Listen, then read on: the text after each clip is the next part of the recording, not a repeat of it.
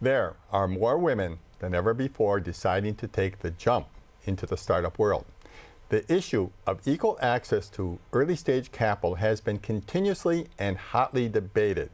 So the question is, what's being done to help women entrepreneurs be successful? So what I'm learning the most out of this experience as a CEO is you have to be laser clear about your vision and stay true to that, because this whole process will take you in a bunch of different directions. It's very easy to get sucked down a bunch of different rabbit holes. I've never been at a disadvantage of anything. It's just I don't let that thought enter my brain, because it's very hard to go and try to raise funds if you think you're at a disadvantage. And what I have found everywhere in the world is that people don't invest in gender. They invest in talent. My name is Jim Connor. Welcome to Game Changers, Silicon Valley.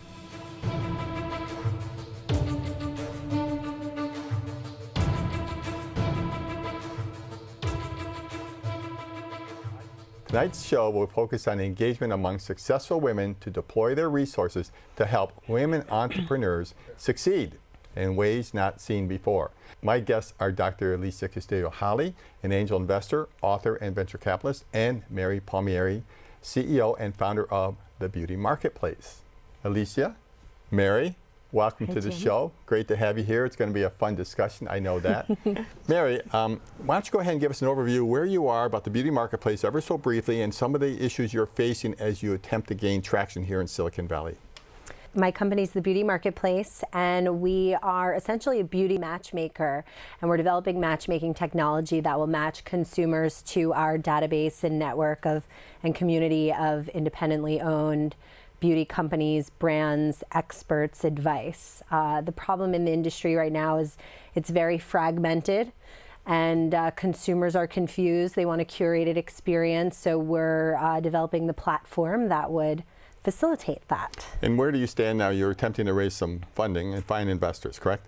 We are, yeah. So I've been going through this process for about 1.5 years now. It evolved out of a blog I started 6 years ago back in New York, which focused on the independent beauty market. And I had the chance to exit that blog and have spent the past 1.5 years developing the marketplace prototype with our matchmaking technology, assembling the team. I've self-funded the business myself. We have some angel money, and now everything's kind of in place where we're really looking for the right investors to come in and support the growth of the business. Yeah. Now her experience is very typical, would you say? Yeah. Very typical. It's the yes. most common. It's a story you hear all the time. What's Yes. your sense of, is she just in the pack and has to break out of the pack, or any thoughts from what you've heard so far? The funding process is a human process. I say that all the time, but it also, it depends. The best source of funding is the one that is closest to your needs. So not every source of funding is right for your stage, and you keep moving and you keep growing it in a different way. So it depends where you want to grow.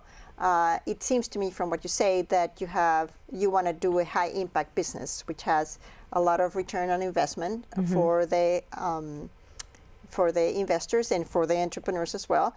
But you can grow a very large company, and that requires the mindset of going towards VC at some point. So you have to prepare it now. There's sources of funds that are not appropriate for your business, and there are others that are appropriate for your business. It's because of the way you're structuring your business, the way you want to grow it.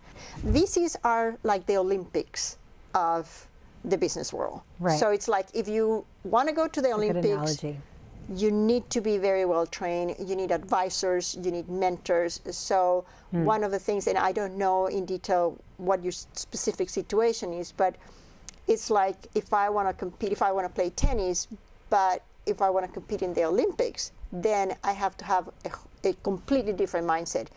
And I have to bring talented people as advisors, board members. You have to have a different team as well to execute.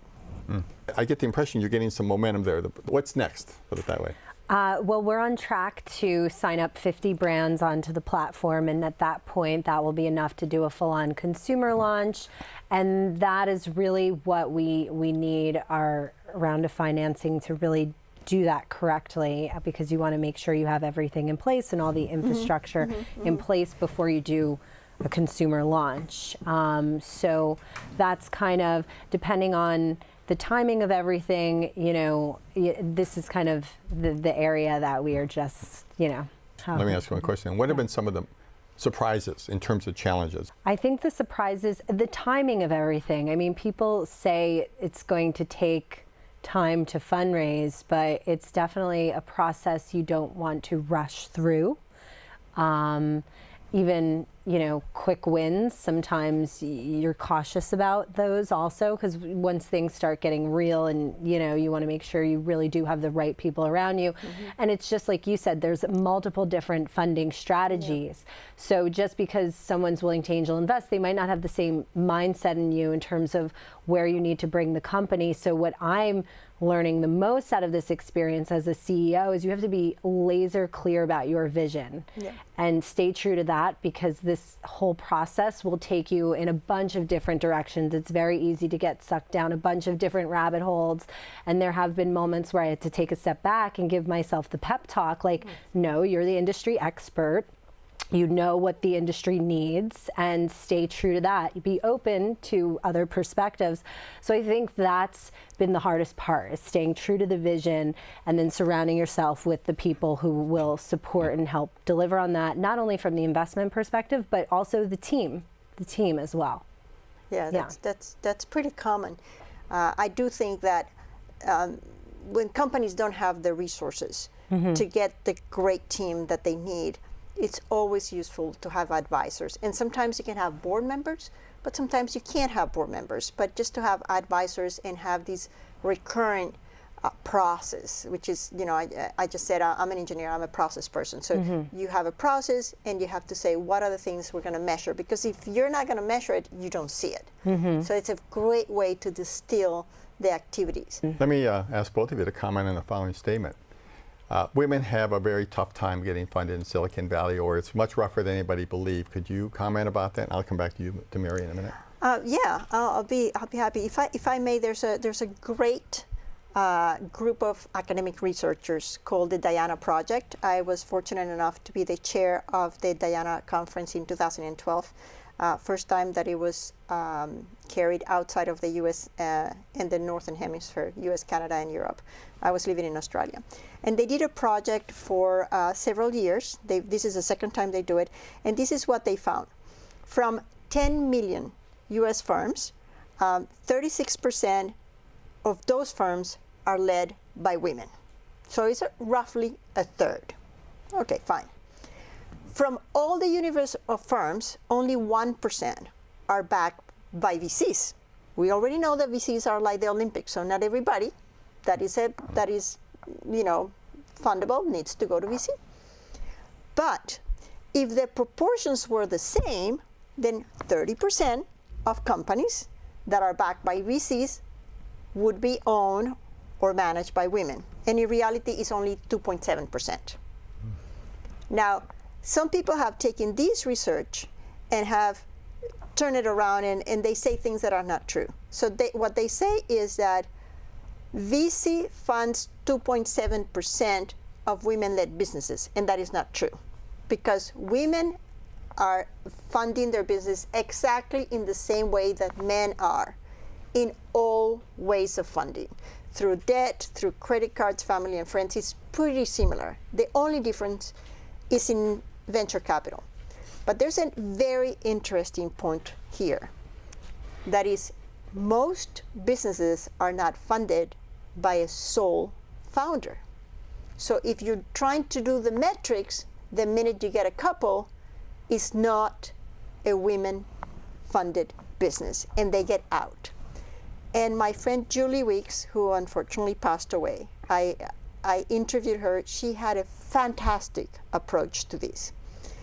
And she realized that as the company continues to grow, and you have your company now, and you get more investors, the amount of equity that you have in your business gets reduced. But the way we measure that is that a woman has to have 51%. So that in itself kills women-led business metrics, because as the business continued to grow, you have new investors, and they don't have to be women. Right. So that's a very interesting point. Yeah, very interesting, very interesting. I just wonder if you have any comments about your particular experience here. Well, I would agree with you. It's about cognitive diversity is what makes a successful team. And so I think whether it's male or female, I think, you know, at least for my generation of entrepreneurs, I think we do feel like the playing field is getting more leveled. I think it's being smart and having a smart idea. I think where it's a little imbalanced is the network. You know, I don't have a ton of girlfriends who are doing the same thing that I'm doing, who've gone through school with me, and not a lot of people are in this entrepreneurship space. So it's hard for me to tap into my network out here because I am kind of being a bit of the trailblazer. Is the fear of failure higher in women? I mean, I don't know if it's higher, but I think there's a lot more on the line in regards to, you know, just family and culturally and the timing of everything. So you need to find the right balance for you, and I think that's where a lot of women avoid taking that risk. Well, I find this conversation fascinating because I lived in 9 countries, and I believe that it's very easy to raise funds here. I've been in countries where it's much, much harder. Because I'm a migrant, I've never had the network. And I didn't grow up with a network because my parents are socialist, and I grew up in a socialist country. So I didn't know that I needed that, and because I didn't know that I needed that, I didn't need it. I remember talking to Myra Hart, one of the founders of Staples, about the Diana Project. And she was telling me that women felt that they were at a disadvantage. And I said, oh, we're not. And she asked me, well, what do you mean we're not? And I said, no, I've never been at a disadvantage of anything. It's just I don't let that thought enter my brain because it's very hard to go and try to raise funds if you think you're at a disadvantage. And what I have found everywhere in the world is that people don't invest in gender. They invest in talent. Now, it is true that women have lower confidence and competence to raise funds, but that is a cultural issue because it's harder to provide feedback to a woman, especially if you're a guy, because then the woman might think that you are not being caring or whatever. But then I talk to my kids. I have a son and a daughter, and my son says, you know, I just have to go with the flow. I cannot sit down and feel bad because nobody has compassion for me. And that's really the approach that I think everybody has to take, men, women, neutral gender, whatever. You don't have time to think about the problem. It's like what you just said, what if? No, failure is not an option. I just need to learn how to do this, and I'm going to go ahead and do that. And when you have that attitude, then you start breaking the ice, and people start liking you. And when you allow people to give you feedback, then people tell you their honest feedback, and you create that trust, and your business model gets much better. But you have to open that to, okay, this is a business, and I want to improve this. I don't want to be right. I want my business to be successful. And I think that applies to anybody, regardless of the gender.